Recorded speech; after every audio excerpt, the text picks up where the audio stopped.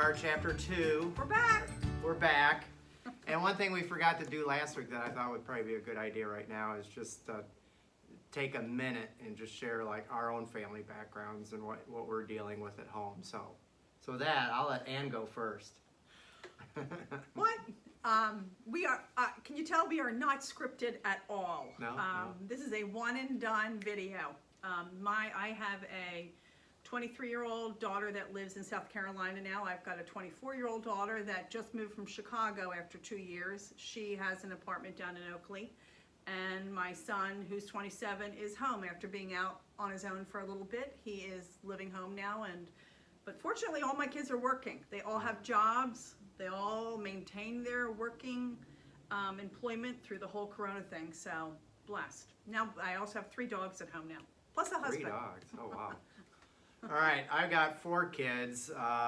My oldest is 24 and he's working and living at home with us for the time being, paying off college debt. I got 2 daughters that are 23 and they are living down in Hyde Park and they're nurses at Bethesda North. And I got 1 child that is a freshman in college at Ohio State. And so we've seen our kids, as we go through this chapter, we've seen our kids go through some of these stages and are currently in some of these stages at the same time. So that's what we'll be talking about today with chapter 2. So chapter 2 was pursuing the growing with posture, parenting in real time. So with that, there was I don't know if you want to speak to what jumped out at you at first. Yeah, so I'm a note taker, and a lot jumped out at me. Some of the things I was like, oh yeah. So kids are divided. They divide kids up into 3 groups, and kids and young adults. And the first one is the learner one, and that's 13 through 18. They're the learners. Then the next group is 18 to 23. They're the explorers. And then the next group is the focusers. They are 23 to 29.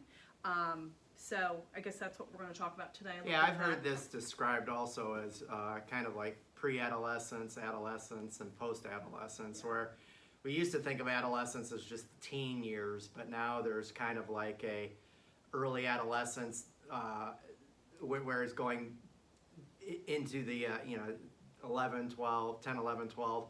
But there's also this kind of late adolescence that is going into the 20s. Yeah. So they describe this as learners, explorers, and focusers, which in my experience with my kids pretty much going through these stages already, I get it, I see it, I understand it. Totally, and so where your child is, whether they're a learner, an explorer, or a focuser, you parent differently to that child, that young adult. So if they're a learner, we are their teachers. Yeah. And we'll talk about that too in a minute. But if they're the teacher part, the learner part, that's the 13 to 18. Then the 18 to 23, the explorer, that's somebody that needs more of a guide. And then the last group they talk about is the focusers, and they're the ones that need a resource, parenting resource. So, which makes a lot of sense, because if your child's just learning how to do the laundry, you're not really a resource. You really want to teach them how to do the laundry at 13. Before they go to college. Before they go to college. Yeah, so it made total sense that there's learners, explorers, and focusers, and then connected to each one of those are teachers, guides, and resource people.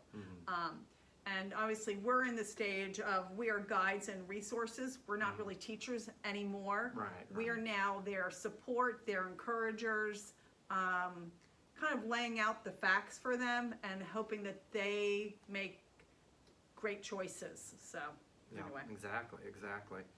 So it's important to understand what stage they're in and how you respond as a parent to that stage, because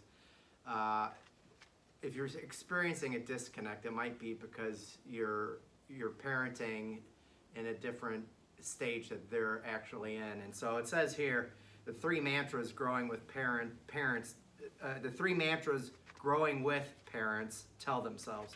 And so mantra number 1 is, today I will attempt to be at the right place at the right time.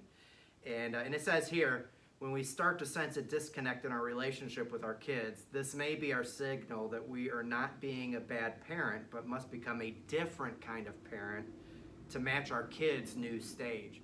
And I can see this. I can see this. This is where I think helicopter parenting becomes a problem because you're trying to be a teaching parent when they're already at a different stage of growth and development. Or you might be a disconnected parent where you need to be more engaged and involved and not pulling away so quickly and so fast. So it's important to understand what stage your kid is in and how to respond to that stage as a parent. Yeah, and remember, your kids are becoming their own people. They're going to have interests separate than yours, or maybe the same as yours, but they are becoming their own person with their own skill set and their own interests. So it's important for us, even if you have one child or 3 or 4, to kind of figure out where that particular child is, because one child, that if you have a 13-year-old, doesn't mean it's going to be the same as my 13-year-old. Maybe my 14-year-old's the same as your 13-year-old. So it's very individual, and there aren't big mistakes to make, but it's easier to figure out where you're doing great things. But yeah, we all make mistakes. And I think Anna will agree with this, is that within all these stages here that they're talking about, there is a vast difference between raising boys versus raising girls. Very different dispositions and outlooks, and so I can maybe be a harder teacher with my boys than I would with my girls, but you just, every child is different. And you just gotta understand their personalities and how they respond to you, and what's the right kind of way to respond to them or speak to them, so that they don't get defensive or they don't shut down, but they hear you loud and clear, and you're as you engage with them in parenting. Right, right. And we've got to remember what we need to figure out too is what our kids need to grow. It's not all the same, and timing can be different. For the 13 through 18-year-old, what we read in the book is it's telling us to ask their opinion on things. You're not just telling them what to do and how to do it. You're engaging them and asking their opinion, because you'll find out a lot by asking them what they think about things. You're not going to tell your 13-year-old to tie their shoes before they go walk out of the house, as you would your 5-year-old to tie their shoes before they walk out of the house. Right. Yeah, it's just different, little bit different parenting for each child and each age group. Okay. And mantra number 2 is, today I will allow grace to give me courage to take a next faithful step. So understand that as a parent, you're growing as well as they are growing.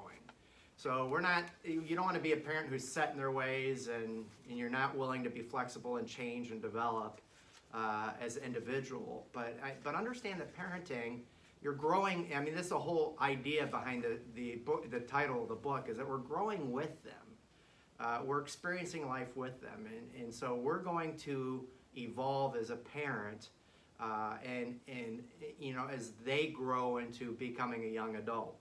Yeah, and what that also says is for the number 2 mantra. Watch out to include your successes and your failures when you are trying to guide and be a resource to your child or a teacher. Watch out that your history doesn't come and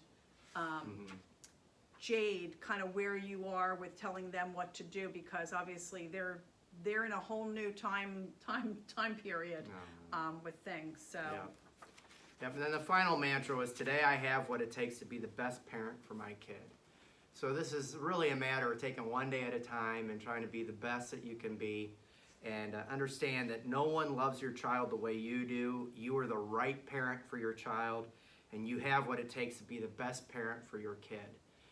So understand that, know that God has entrusted you with the children that you have, because He felt that you would be the best parent for that child. And so we take what we've learned from growing up ourselves back in the 80s for me and the 60s for, no, I'm just kidding. But we take what we learned from how we were parented, and we learn, what was good, what might we want to change in our parenting skills, and understand that our kids are going, it's different. It's a different world we're living in right now. And there's different challenges that we have as parents. And so it is an evolving craft of parenting that we're trying to learn how to be the best parents that we can to our kids in the 21st century. Because it's very different than 30 years ago, or 20 years ago, or even 10 years ago. Yeah, and if you have multiple kids, two kids are the same. How you parent that first child is not going to be how you parent that second child or that third child. So kind of knowing where they are, and again, are you going to be the teacher, the guide, or the resource? Right. If your child is applying to college and they get into 3 and you tell them which one to go to, it does not work out for them, it'll be your fault. Right. Yeah, you want to be more, as they're getting of age, back off and give them more of an opportunity to make their decisions, make their choices, and also live with the consequences of those choices, whether it's really good consequences or it could be negative consequences. But you're still there as a parent to help them out and deal with those consequences. Yeah, lay out their options. Or celebrate them. Yeah, celebrate. We're celebrating. Yeah. So with that, go ahead and read chapter 3 as they dig into more what it means to be a learner, explorer, or focuser. I want to do a question. Oh, okay, go ahead. I would like you to be thinking about, if you haven't gotten the book, great, no problem. You can still get the book, because there is lots of great information in here, and it'll be more reassuring to you, I think, if you get the book and read it. It kind of will let you know that, why you're dealing with the sassy 15-year-old that thinks your IQ is now 50. But eventually your IQ just goes back up. I do tell parents that. The first question in here, I just want to throw it out there to you, is most days I find myself parenting in the present rather than in the past or future. And it's got a scale. Never is number 1, sometimes is 5, and always is 10. So that's something to think about this week, is when you are parenting, are you thinking of the future, their future, or are you thinking about things that happened in the past? Anyway, just something to think about, because sometimes I find myself making decisions based on history. And that may not always be what you want to do, 10 years later or 5 years later, or with a different child. Yeah, So. Exactly.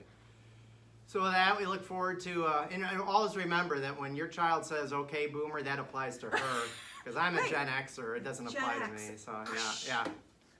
So Gen X. Gen X, Yeah, out. we're the forgotten generation. But anyhow, yeah. Oh, what was me? Yeah.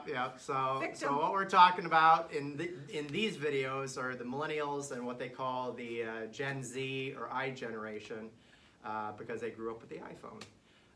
So anyhow, with that, come back next week for chapter 3, and we'll see you later. See ya. Take care. Have a great week.